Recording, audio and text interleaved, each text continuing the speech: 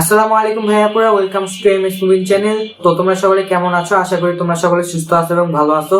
আজকে আমরা নতুন একটা টপিক যোজনী নিয়ে আলোচনা করব। আশা করি এই ভিডিও দেখার পর যোজনী নিয়ে যাদের প্রবলেম ছিল আগে বা যোজনী যারা একটু কম বোঝেন তাদের কাছে আজকে একদম যোজনী সহজ হয়ে যাবে এবং যোজনীতে আপনি বস হয়ে যাবেন। তো বেশি কথা না বাড়িয়ে চলুন শুরু করা যাক। যোজনী কাকে বলে? যোজনী হচ্ছে একটি পরমাণুর সাথে আরেকটি পরমাণু যুক্ত হওয়ার ক্ষমতাকে যোজনী বলা হয়। এখানে কি বুঝাইছে? ধরেন সোডিয়াম একটা পরমাণু। আচ্ছা, সোডিয়াম একটা পরমাণু, সে কেন চাইবে আরেকটা পরমাণুর সাথে সে বন্ডিং গঠন করুক বা একটা পরমাণুর সাথে সে যুক্ত হোক? কারণ প্রত্যেকটা পরমাণু চাই স্থিতিশীলতা অর্জন করার জন্য। এই স্থিতিশীলতা অর্জন করার জন্য প্রতিটা পরমাণুই একটা পরমাণু আরেকটা পরমাণুর সাথে বন্ধন গঠন করে। তো সোডিয়াম একটা পরমাণু, সে ধরেন অন্য আরেকটা পরমাণুর সাথে বন্ডিং গঠন করতে চায়, সেজন্য তাকে স্থিতিশীলতা অর্জন করতে হবে। আমরা জানি স্থিতিশীলতা মৌল কয়টা? তিনটা। কি কি স্থিতিশীলতা মৌল হচ্ছে? স্থিতিশীল পরমাণু কিন্তু অনেকগুলা, কিন্তু আমি তিনটা বলছি। কি হিসাবে তিনটা বলছি? হচ্ছে এই যে আমি আপনাদেরকে কয়টা পরমাণু মুখস্থ করতে বলছিলাম? 30টা। প্রথম 30টা পরমাণু হাইড্রোজেন থেকে জিঙ্ক পর্যন্ত। এই হাইড্রোজেন থেকে জিঙ্ক পর্যন্ত স্থিতিশীলতা পরমাণু হচ্ছে তিনটা। কি কি? 18 নম্বর গ্রুপে যে তিনটা মৌল আছে না, কি কি? হিলিয়াম, আর্গন আর নিয়ন। নিয়নটা আগে হবে, হিলিয়াম, নিয়ন আর আর্গন। নিয়ন আর আর্গন প্রত্যেকটা পরমাণু কিন্তু চাই স্থিতিশীলতা অর্জন করার জন্য। তো সোডিয়াম পরমাণু যদি স্থিতিশীলতা অর্জন করতে চায় তাহলে তার কি করতে হবে? অবশ্যই তার কিছু ত্যাগ করতে হবে বা তার কোনো ইলেকট্রন গ্রহণ করতে হবে। তো এখানে দেখেন, হিলিয়ামের, আমরা জানি হিলিয়ামের ইলেকট্রন কয়টা আছে? 2টা। নিয়নের ইলেকট্রন কয়টা আছে? 10টা। আর্গনের ইলেকট্রন কয়টা আছে? 18টা। তাই তো এই তিনটা পরমাণু কিন্তু স্থিতিশীল অবস্থায় আছে। প্রত্যেকটা পরমাণু কিন্তু চাই স্থিতিশীলতা অর্জন করতে।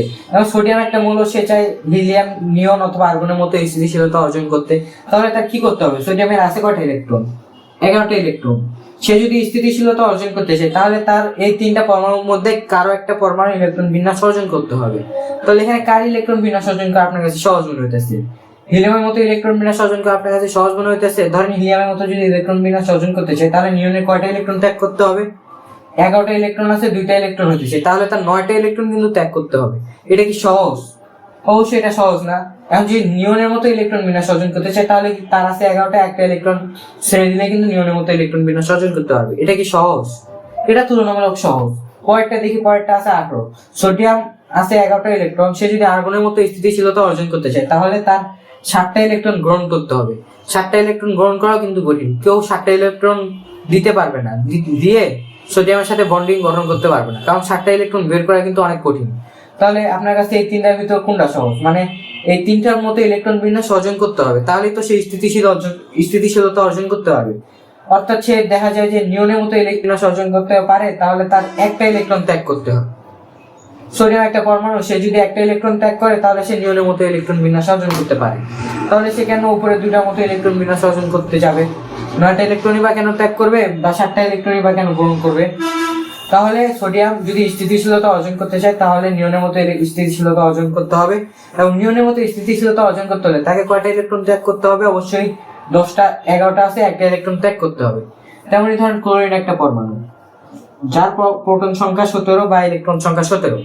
তাহলে 17টা ইলেকট্রন আছে, সে স্থিতিশীলতা অর্জন করতে চায়, তাহলে তিনটা পরমাণুর মতো স্থিতিশীলতা অর্জন করতে হবে। ক্লোরিন যদি হিলিয়ামের মতো ইলেকট্রন বিন্যাস অর্জন করতে চায় তাহলে তার কয়টা ইলেকট্রন ত্যাগ করতে হবে? 15টা ইলেকট্রন ত্যাগ করতে হবে। এটা কিন্তু কঠিন। যদি নিয়নের মতো ইলেকট্রন বিন্যাস অর্জন করতে চায় তাহলে কিন্তু তার 10টা ইলেকট্রন ত্যাগ করতে হবে। এটা কিন্তু আরো কঠিন।